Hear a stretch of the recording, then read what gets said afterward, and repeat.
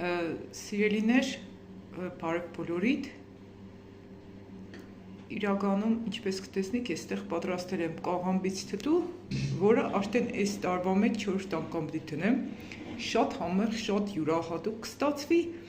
ու հատկապես ժառիտով, փլավով, տարբեր պինդ կերակրատեսակներով շատ համեղ կստացվի ու ինքը այնքան ընդիր է ստացվել ու շատ խրտ-խրտան։ Եթե կցանկանաք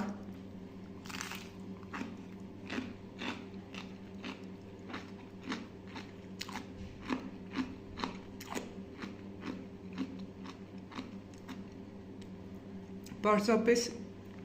գիրա, որպեսզի տեսնեք, թե ինչքան ընդիր խրտ-խրտանն է ստացվել ու ընդհանուր առմամբ բոլորը համով են այս թթվի մեջ, հատկապես հյութը։ Եթե կցանկանաք, որ այս բաղադրատոմսով ձեզի հետ կիսվի, ուրեմն կտնեք շատ լայքեր ու ես կկիսվեմ այս բաղադրատոմսով ևս, որը կթթվի 3 օրվա ընթացքում ու կստացվի յուրահատուկ համեղ։ Իրականում չեմ կարծում, որ հատկապես թթու սիրողներից որևէ մեկը հրաժարվի ու շատ լավ կհամադրվի ժառիտի հետ։